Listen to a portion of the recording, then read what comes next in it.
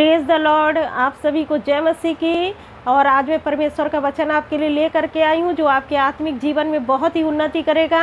और आज हम लोग सीखने जा रहे हैं परमेश्वर के वचन से मरकुस उसका 1 अध्याय उसका 21 वचन। तब वे कफरनहूम में आए और वह तुरंत सबत के दिन आराधनालय में जाकर उपदेश करने लगा और उसके उपदेश से लोग चकित हुए। अब यहाँ पर परमेश्वर का वचन कहता है कि यीशु मसीह आराधना के लिए, प्रार्थना के लिए गए और लोग उसके उपदेश से चकित हो गए, क्योंकि यहाँ पर यीशु मसीह जो है वो अधिकारियों के समान उपदेश देते थे और वो दुष्ट आत्माओं को अधिकार से निकालते थे।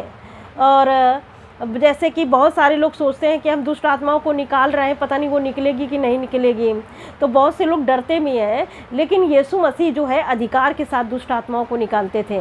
और यहाँ पर देखिए जैसे लिखा हुआ है, उसी समय उनके आराधनालय में एक मनुष्य था और जिसमें एक अशुद्ध आत्मा थी।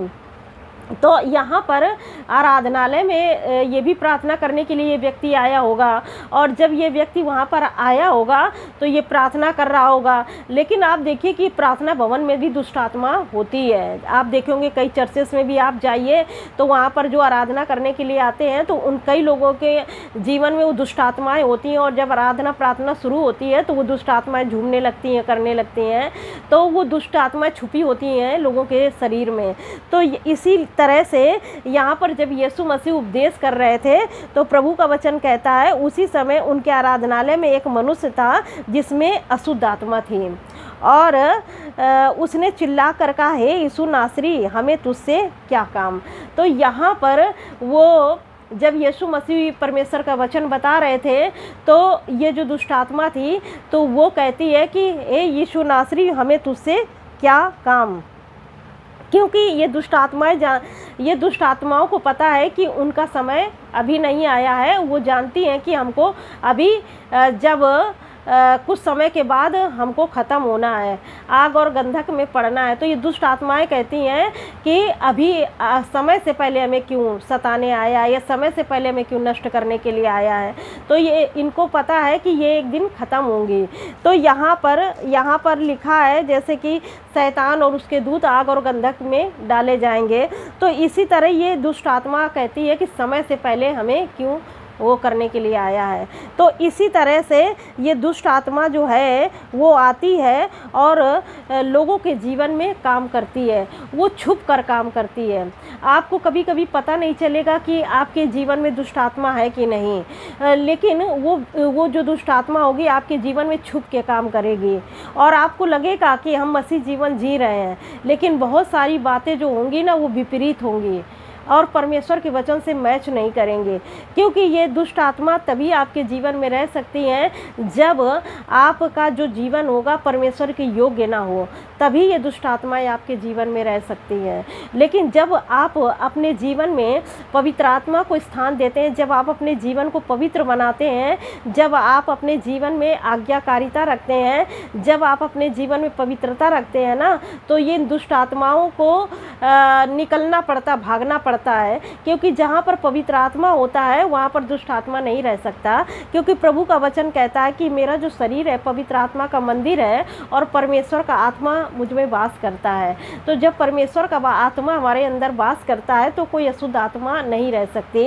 लेकिन जब अशुद्ध आत्मा तब रहती है जब हमारा जीवन परमेश्वर के योग्य नहीं होता है या फिर पवित्र आत्मा हमारे जीवन में नहीं होता है, तब अशुद्ध आत्मा रहती है। जब हमारे जीवन में गंदगी होती है तब अशुद्ध आत्मा होती है। लेकिन अगर गंदगी हम अपने जीवन से निकाल दे, पुराने जीवन को छोड़ दे, पाप भरा जीवन छोड़ दे, तो पवित्र आत्मा हमारी ज़िंदगी में वास करता है। अगर हम अपने प्रभु के सामने पश्चाताप करें, रिपेंट करें, तब आपके जीवन में निश्चय काम होगा और आपके जीवन से दुष्ट आत्मा निकलेगी।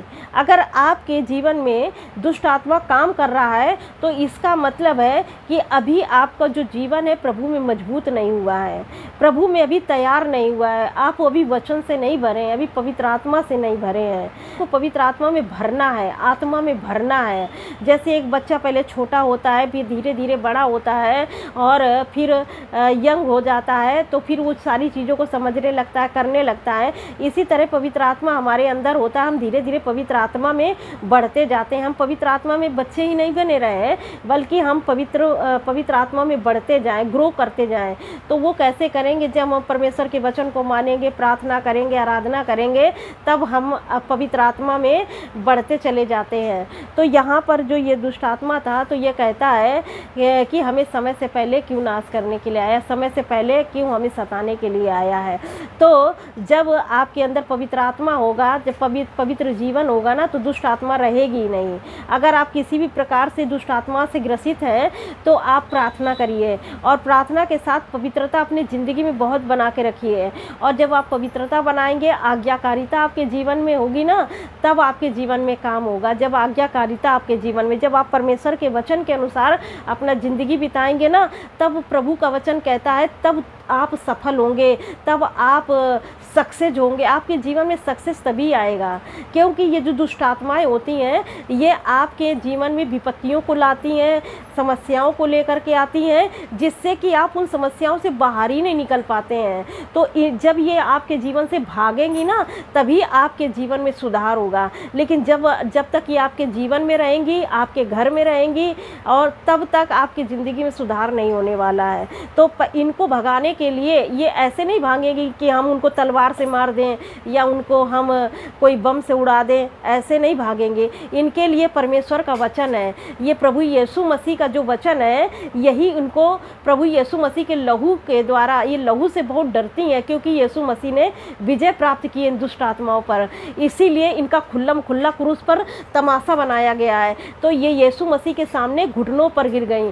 तो इसलिए यीशु मसीह के नाम से ये निकलेंगी। तो जब आप आत्मा में भरे होंगे, पवित्र आत्मा से भरे होंगे, और पवित्र जीवन होगा, आज्ञाकारिता होगी, तो ये अपने आप निकल कर भागेंगे।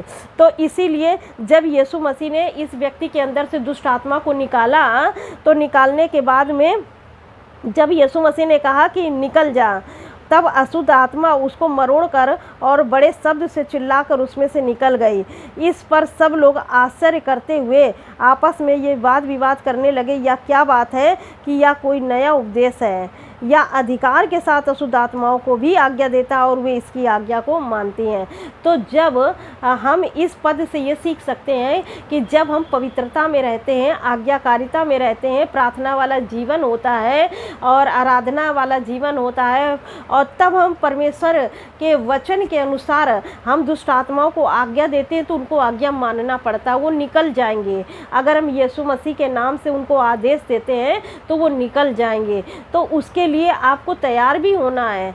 आप तैयार होंगे जब प्रभु यीशु मसीह में आप प्रार्थना में मजबूत होंगे और आराधना करेंगे, तभी वो आपके जीवन से भागेगी। अगर आप आप पाप करते रहेंगे, तो वो आपकी ज़िंदगी से कभी नहीं भाग सकती हैं। वो आपकी ज़िंदगी में काम करती रही होंगी, चाहे 5 साल हो जाए, चाहे 10 साल हो जाए, चाहे 20 साल हो जाए, कभी वो नहीं निकलेंगे।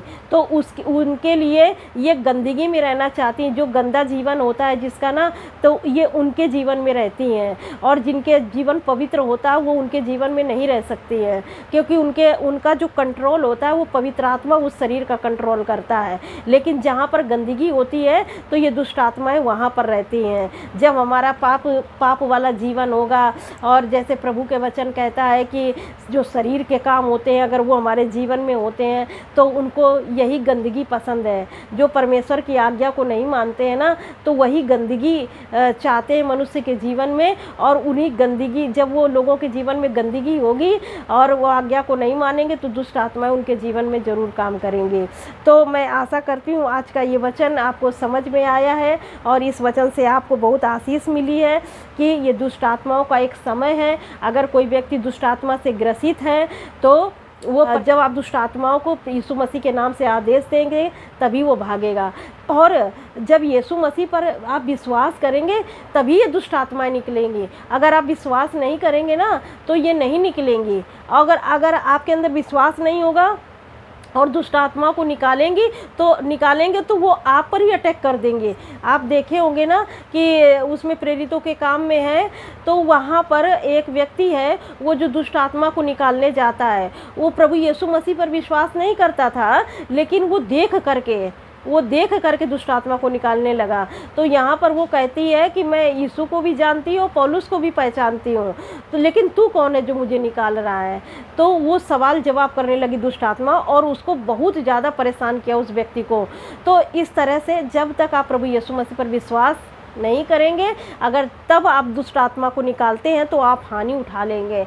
तो जब आप प्रभु यीशु मसीह पर विश्वास करके जब दुष्ट आत्माओं को आदेश देंगे तब वो निकल के भागेगी। तो ऐसे ही किसी को ना निकालने जाए जब तक आप प्रभु पर विश्वास नहीं करते हैं, या प्रभु के यीशु के लहू में ढके नहीं है, या आपका पवित्र जीवन नहीं है, या प्रार्थना आराधना नहीं करते हैं, तो ऐसे ही ना निकालें कि हाँ जैसे उस व्यक्ति ने देखा कि हाँ यीशु के नाम से दुष्ट आत्मा निकल जाती हैं, तो आप भी ऐसा ना करें। अगर आप प्रभु यीशु मसीह पर विश्वास करते हैं और प्रभु के वचन को ग्रहण किए हैं, प्रभु को अंगीकार किए हैं, तब आप दुष्ट आत्मा को निकालेंगे तो वो निकल जाएंगे। तो इसीलिए मैं आशा करती हूँ कि आज का ये वचन आपको समझ में आया है। परमेश्वर इस वचन से आप सबको बहुत आयत के आशीष से। God bless you all. Thank you.